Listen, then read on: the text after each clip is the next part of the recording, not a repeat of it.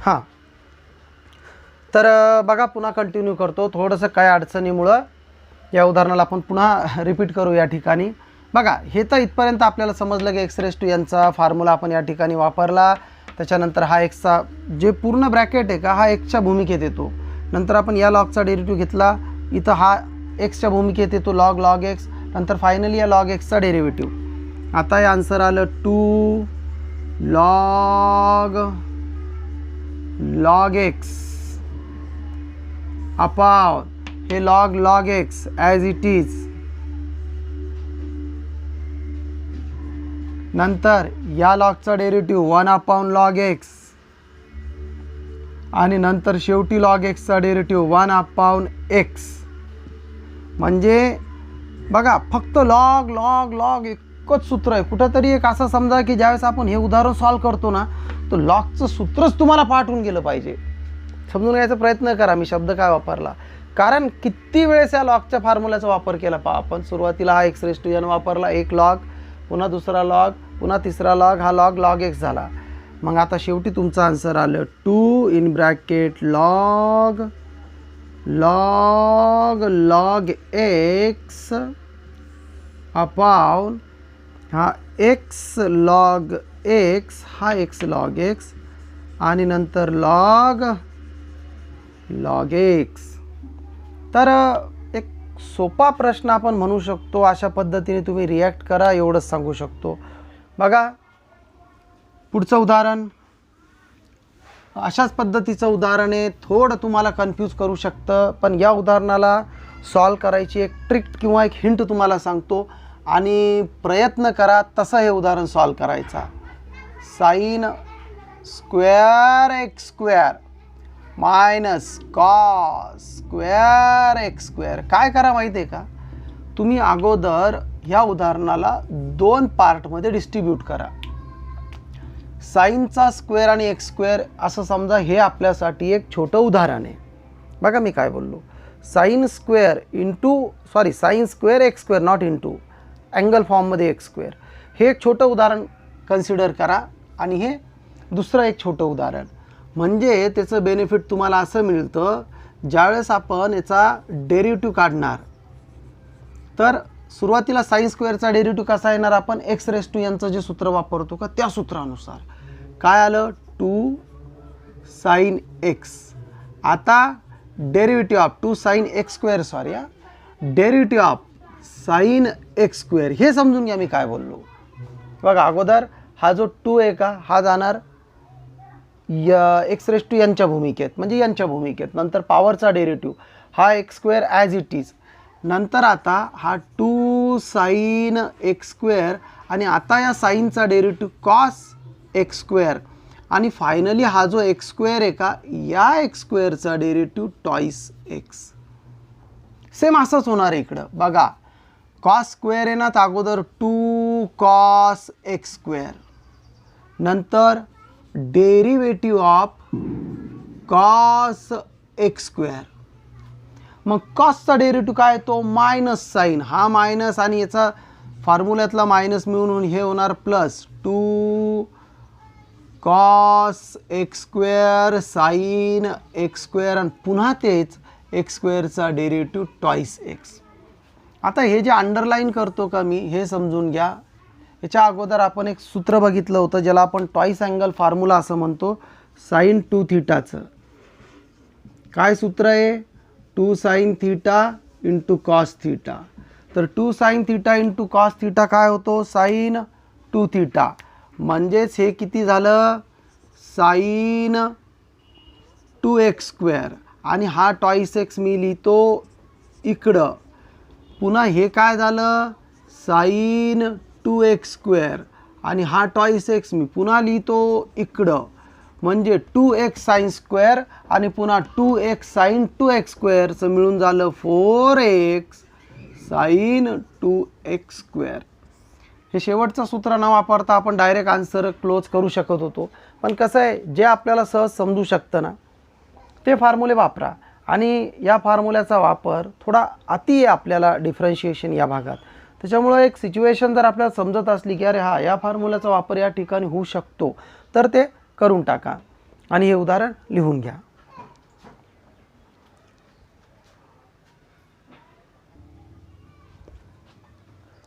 तर या ठिकाणी सुरुवात होणार आहे आपल्या 3 नंबरच्या प्रश्नाला. बघा, जास्त काही फरक किंवा ज्याला आपण डिफरन्स म्हणतो अशातला पार्ट नाही आहे.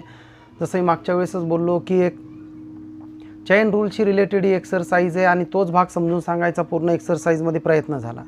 हां, थोडं एक मोठ्या आकाराचे प्रॉब्लेम तुम्ही या प्रश्नात बघू शकता. आणि प्रोडक्ट रूल आणि डिव्हिजन रूल हे जे डिफरन्शिएशनचे रूल आपण वापरतो ते सुद्धा आपण या उदाहरणात बघणार. पण एक समजून घ्या, या नवीन अभ्यासक्रमाची एक समथिंग स्पेशालिटी खासियत तुम्हाला सांगतो. इथं तुम्हाला प्रॅक्टिससाठी प्रश्नाची संख्या खूप जास्त आहे, नंबर ऑफ प्रॉब्लेम खूप जास्त आहे. तर याचा तुम्हाला फायदा असा होतो की तुमची भरपूर प्रॅक्टिस होणार आहे आणि जे काही डाऊट्स असणार आहे ते क्लिअर होऊन जाणार आहे. अगोदर काय होत होतं की नंबर ऑफ क्वांटिटी जी आहे क्वेश्चन्सची ती कमी असत होती. मग जे शिक्षक आहे त्याला होमवर्क देऊन ती क्वांटिटी वाढवणं लागत होती. तर इथं बरेच विद्यार्थी तो भाग क्लिअर करत होते, काही क्लिअर करत नव्हते. पण आता तसं नाही आहे. आता प्रश्न म्हणजे तुम्हाला पुस्तकातच इतके प्रॉब्लेम देऊन टाकले की बिलकुल सगळे एकूण एक प्रॉब्लेम जर तुम्ही म्हणजे कसं आहे ड्रॉप न करता जर एकूण एक प्रॉब्लेम तुम्ही सॉल्व करत असले तर हा पार्ट तुमचा 100% क्लिअर होतो. म्हणजे हे जे प्रश्नाची संख्या जास्त आहे त्याला तुम्ही निगेटिव्ह पॉईंट नका समजू, तो तुमच्या दृष्टिकोनातून एक चांगला पार्ट आहे. आणि पुन्हा एकदा सांगतो, ज्यावेळेस तुम्ही हे प्रॉब्लेम सॉल्व करता तर याच्या आधारात जे सॉल्ड एक्झाम्पल आहे, सोडवलेले गणित ते सुद्धा तुम्ही सॉल्व करायचा प्रयत्न करा. कारण जसं मी याच्या अगोदरसुद्धा एका पिरियडमध्ये बोललो की सॉल्ड एक्झाम्पलमध्ये आपले जे डिफरंट टाईपचे क्वेश्चन्स असणार आहे ते टाईप कवर होणार आहे. कारण तुम्ही सॉल्ड एक्झाम्पल बघा, एकाच टाईपचे उदाहरणं कधीच नसणार आहे तिथं. एक वेगळं, दुसरं वेगळं, तिसरं वेगळं, जे टाईप कवर होणार आहे. मग तुमची इकडं जर उदाहरणं व्यवस्थित क्लिअर झाले, समजले तर तुम्ही सॉल्ड एक्झाम्पल आणि मिसलेनियस सहज करू शकता. तर बघा, आता तिसऱ्या प्रश्नातला पहिला प्रश्न हा सुद्धा आपण जो आत्ता मागचा प्रश्न सॉल्व केला का त्या टेक्निकनीच तुम्ही सॉल्व करू शकता. बघा, या ठिकाणी इथं प्लसचं साईन आहे म्हणजे हा इतका पार्ट इंडिपेंडेंटली आहे आणि इतका इंडिपेंडेंटली आहे. तर सुरुवातीला आपण d/dx फक्त इतका पार्ट सॉल्व करू. पहिला कंस काय आहे, x² + 4x + 1 whole raise to 5. तर अगोदर होल रेस टू 5चा डेरिव्हेटिव्ह येणार 5x² + 4x + 1 आणि हे होणार 5 - 1 4. म्हणजे x⁻n सूत्र वापरलं या ठिकाणी. समजलं व्यवस्थित. मग त्या सूत्राचा वापर झाल्यानंतर आता हे जे ब्रॅकेटमध्ये आहे का ते सॉल्व करा. काय ब्रॅकेटमध्ये x² + 4x + 1 हे सॉल्व करा. बघा आता, तर याचा आन्सर काय येणार, याचा आन्सर येणार 5x² + 4x + 1 रेस टू 4 आणि या x² डेरिव्हेटिव्ह ट्वाईस x आणि या 4x डेरिव्हेटिव्ह ओनली 4. म्हणजे तुमचा आन्सर हे इतका आन्सर आलं. 2 कॉमन काढू शकता. चला, काही आवश्यकता नाही आहे. ठीक आहे. अशाच पद्धतीने हा पुढचा पार्ट आपण सॉल्व करू. सेम, काहीच त्याच्यात चेंज नाही आहे. म्हणजे पुन्हा मी त्याला वायच कन्सिडर करतो. वाटल्यास तुम्ही डायरेक्टली इथं कंटिन्यू करू शकत होते. बघा, हा 4 आहे ना, पॉवरचा 4 हा समोर येणार. Bracket x³ - 5x - 2 as it is. 4 - 1 derivative झाला 3 आणि नंतर या ब्रॅकेटचा डेरिव्हेटिव्ह तुम्ही खाली लिहितो, डेरिव्हेटिव्ह ऑफ x³ - 5x - 2. म्हणजे तुमचं फायनल आन्सर या ठिकाणी तुम्हाला असं दिसणार 5x² + 4x + 1 रेस टू 4 हा ट्वाईस x + 4 आणि हा as it is 4x³ - 5x - 2चा क्यूब आणि या x³ डेरिव्हेटिव्ह थ्राईस x² आणि 5x डेरिव्हेटिव्ह -5. उदाहरण संपलं. थोडं मोठा आन्सर आहे तर तुम्हाला फक्त डेरिव्हेटिव्ह क्लिअर करणं आहे. तुम्ही आन्सर कसं आलं ह्या भागावर विचार करू नका. बघा, या उदाहरणानंतर एक खूप महत्त्वाचा भाग तुम्ही या ठिकाणी शिकणार आहे. त्याचं नाव आहे प्रोडक्ट रूल आणि दुसरा पार्ट आहे डिव्हिजन रूल. तर नेमका काय असतो प्रोडक्ट रूल आणि डिव्हिजन रूल ते या ठिकाणी समजून घ्या. बघा, प्रोडक्ट रूल म्हणजे एक्झॅक्टली डेरिव्हेटिव्ह नेमका कसा वापरला जातो.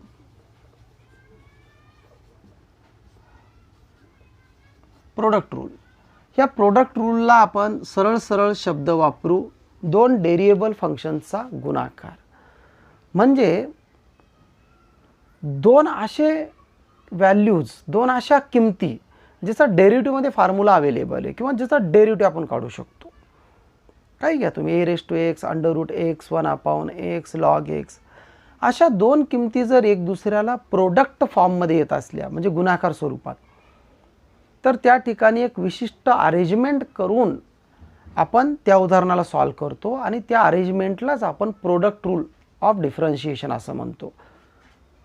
मग काय असतो हा प्रोडक्ट रूल? तर समजा y = u × v ह्या दोन किमती आहे. u एक डेरिएबल फंक्शन आणि v एक डेरिएबल फंक्शन. u म्हणजे समजा अशी एखादी किंमत जे आपले 20 पैकी एखादा फॉर्म्युला समजून घ्या तुम्ही, आणि v सुद्धा तसंच. तर आता आपण याचा डेरिव्हेटिव्ह कसा काढणार? तर याचा डेरिव्हेटिव्ह काढताना आपण हा रूल वापरतो. जो पहिला फंक्शन असतो ना, आपण ॲज इट इज लिहितो, त्याचा काहीही डेरिव्हेटिव्ह वगैरे काढत नाही. * म्हणजे गुणिले दुसऱ्या फंक्शनचा डेरिव्हेटिव्ह आपण काढतो. म्हणजे पहिलं फंक्शन आपण जशाच तसं लिहितो विदाउट डेरिव्हेटिव्ह. नंतर घेतो आपण दुसऱ्या फंक्शनचा डेरिव्हेटिव्ह, प्लस मध्ये वापरतो आपण प्लस साईन. दुसरा फंक्शन ॲज इट इज, दुसऱ्या फंक्शनला आपण ॲज इट इज लिहितो आणि डेरिव्हेटिव्ह काढणार आपण पहिल्या फंक्शनचा. याला तुम्ही असं म्हणू शकता बघा, थोडंसं आपण याला एक लॉजिकली म्हणा किंवा साऊंड थोडा चेंज करून आपण याला असं वाचू शकतो. पहिला जैसे कि वैसा दूसरे का डिफरेंशिएशन, पहिला जैसे कि वैसा दूसरे का डिफरेंशिएशन, प्लस दुसरा जैसे कि वैसा पहिले का डिफरेंशिएशन. याला आपण म्हणतो प्रोडक्ट रूल. आता तुम्हाला जर एक उदाहरण घ्यायचं झालं की बाबा सर तुम्ही हे सांगितलं पण तरी एक उदाहरण द्या, तर आपण एक छोटंसं उदाहरण घेऊ ह्या प्रोडक्ट रूलसाठी. a raised to x sin x. तर हे दोन डेरिएबल फंक्शन आहे. a raised to x चा derivative a raised to x log a आणि sin x चा डेरिव्हेटिव्ह cos x. मग या ठिकाणी आपल्याला directly a raised to x चा डेरिव्हेटिव्ह आणि sin x चा डेरिव्हेटिव्ह घेऊन हे उदाहरण सॉल्व केलं जात नसतं. तर या उदाहरणासाठी आपल्याला अगोदर हा रूल वापरणं लागत असतो. It is called product rule. तर बघा, हा रूल वापरताना पहिला जैसे कि वैसा दुसरे का डिफरेंशिएशन, असं पहिला जैसे कि वैसा दुसरे का डिफरेंशिएशन प्लस दुसरा जैसे कि वैसा पहिले का डिफरेंशिएशन. म्हणजे अगोदर ही मांडणी करणं लागणार आहे तुम्हाला किंवा ही मांडणी करणं लागत असती. ही मांडणी झाल्यानंतर तुम्ही उदाहरण सॉल्व करा. पुन्हा एकदा सांगतो, पहिला जैसे कि वैसा दुसरे का डेरिव्हेटिव्ह प्लस दुसरा जैसे कि वैसा पहिले का डेरिव्हेटिव्ह. म्हणजेच हे आलं a raised to x, साईनचा डेरिव्हेटिव्ह आला cos x प्लस हा sine x as it is. बघा, जैसे की वैसा म्हणजे याला काहीच करू नका, a raised to x ला a raised to x घ्या. जैसे की वैसा म्हणजे याचा डेरिव्हेटिव्ह काढत बसू नका, साईनचा डेरिव्हेटिव्ह cos झाला. नंतर दुसरा जैसे की वैसा म्हणजे दुसरा साइन ॲज इट इज येणार इथं आणि a raised to x चा derivative a raised to x log a. आता आपण याच्यातून taking common a raised to x काढू शकतो. तुमचं फायनल आन्सर असं आलं cos x plus sin x log x. या रूलला म्हणतो आपण प्रोडक्ट रूल. पुन्हा एकदा, पहिला जैसे की वैसा दुसरे का डिफरेंशिएशन, पहिला जैसे की वैसा दुसरे का डिफरेंशिएशन प्लस दुसरा जैसे की वैसा पहिले का डिफरेंशिएशन. अशा पद्धतीनं हा रूल लक्षात राहू द्या, लिहून घेऊ शकता.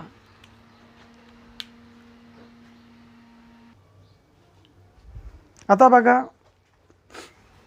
तुम्हीच एक विचार करा, हीच मांडणी जर अशी आली असती, इट इज कॉल्ड डिव्हिजन, भागाकार स्वरूपात, मग हे उदाहरण आपण कसं सोडवलं असतं? म्हणजे प्रोडक्ट झालं, आता हेच मांडणी डिव्हिजन स्वरूपात जर आली तर हे उदाहरण आपण कसं सोडवलं असतं? तर बघा, अगोदर या ठिकाणी सुद्धा तोच नियम वापरा की u आणि v हे डेरिएबल फंक्शन असले पाहिजे. रूल म्हणजे ती मांडणी वापरा असं नाही बोललो मी. u आणि v हे डेरिएबल फंक्शन असले पाहिजे, म्हणजे जे आपण फाइंड करू शकतो, डेरिव्हेटिव्ह काढू शकतो. इथं कसं असणार, हा जो खालचा फंक्शन आहे ना हा अगोदर ॲज इट इज लिहायचा आणि न्यूमरेटर म्हणजे वरच्या फंक्शनचा डेरिव्हेटिव्ह काढायचा. काही असं लिहू नका denominator as it is derivative of numerator, बिलकुल नाही. खालचा फंक्शन जशाच तसा लिहायचा, वरच्या फंक्शनचा डेरिव्हेटिव्ह काढा, मध्ये मायनस साईन द्या. प्रोडक्ट रूलमध्ये प्लस असतो, डिव्हिजनमध्ये मायनस. हा वरचा फंक्शन आता जसाच तसा घ्या आणि खालच्या फंक्शनचा डेरिव्हेटिव्ह काढा आणि डिवाइड बाय हा जो खालचा फंक्शन आहे ना ॲज इट इज स्क्वेअर करून जसाच्या तसा लिहा. म्हणजे याला कसं म्हणणार आपण, नीचे का जैसे कि वैसा ऊपर वाले का डेरिवेटिव, नीचे का जैसे कि वैसा ऊपर वाले का डेरिवेटिव, नीचे का जैसे कि वैसा ऊपर वाले का डेरिवेटिव, माइनस ऊपर का जैसे कि वैसा नीचे वाले का डेरिवेटिव, होल डिवाइड बाय नीचे वाले फंक्शन का होल स्क्वेअर, डेरिवेटिव वगैरे कुछ नहीं. याचं म्हणणं आहे सर नाही समजलं. अरे सांगतो ना, बघा आपण हेच उदाहरण कंटिन्यू करू. आपलं a raise to x upon sine x हे असं आलं, y is equal. Division arrangement आली, कसं सॉल्व करणार याला, d y by d x. बघा नीचे का function as it is, sine x as it is, ऊपर वाले का derivative a raise to x का डेरिवेटिव, माइनस ऊपर का फंक्शन एज इट इज, नीचे वाले का डेरिवेटिव. अगोदर नीचे फंक्शन एज इट इज, ऊपर वाले का डेरिवेटिव, माइनस नंतर ऊपर का जैसे को ऐसा नीचे का डेरिवेटिव, होल डिवाइड बाय नीचे वाले फंक्शन का होल स्क्वेअर. हे अरेंजमेंट करणं आवश्यक असतं. बघा सेंटेन्स समजून घ्या, शब्दाकडे लक्ष द्या. डिव्हिजन आणि प्रोडक्ट रूल वापरताना ती अरेंजमेंट करूनच सोडवा ते, कारण इथं तुमचा 1 मार्क कमी होऊ शकतो. आता हा sine x as it is, a raise to एक्सचा derivative a raise to x log a, minus हा a raise to x as it is, साइनचा derivative cos x upon sine एक्सचा whole square as it is. पुन्हा तेच तुम्ही a raise to x इथून common घेऊ शकता ॲज यू विश. बघा या ठिकाणी एक पार्ट आपल्याला समजला आता की मल्टिप्लिकेशन आणि डिव्हिजन करताना आपण डायरेक्टली उदाहरण सॉल्व करू शकत नाही. तर अगोदर त्या उदाहरणाची एक खास मांडणी असते, इट इज कॉल्ड रूल, त्यालाच आपण तो रूल म्हणतो. त्या मांडणीत हे उदाहरण ॲडजस्ट केल्यानंतर मांडल्यानंतरच आपण समोर ते सॉल्व करू शकतो. थोडक्यात जर घ्यायचं तर एक उदाहरण आपण या ठिकाणी 2 नंबरचं दुसऱ्या प्रश्नातलं घेऊ शकतो. y is equal to 1 plus 4x raise to 5 into 3 plus x minus x square raise to 8. जबरदस्त प्रश्न आहे, एक सहज पद्धतीनं समजून घेऊ शकतो आपण जर प्रोडक्ट रूल तुम्हाला क्लिअर झाला. कारण यूच्या भूमिकेत हा पहिला ब्रॅकेट आला आणि व्हीच्या भूमिकेत हा दुसरा ब्रॅकेट आला. तुम्ही असं लिहू नका, मी तुम्हाला एक व्यवस्थित समजावं म्हणून ते लिहिलं. तर अगोदर प्रोडक्ट रूलची अरेंजमेंट, पहिला फंक्शन जैसे कि वैसा, हा पहिला फंक्शन जैसे कि वैसा, दूसरे का डिफरेंशिएशन, हा दूसरे का डिफरेंशिएशन प्लस दूसरा जैसे कि वैसा, पहले का डिफरेंशिएशन,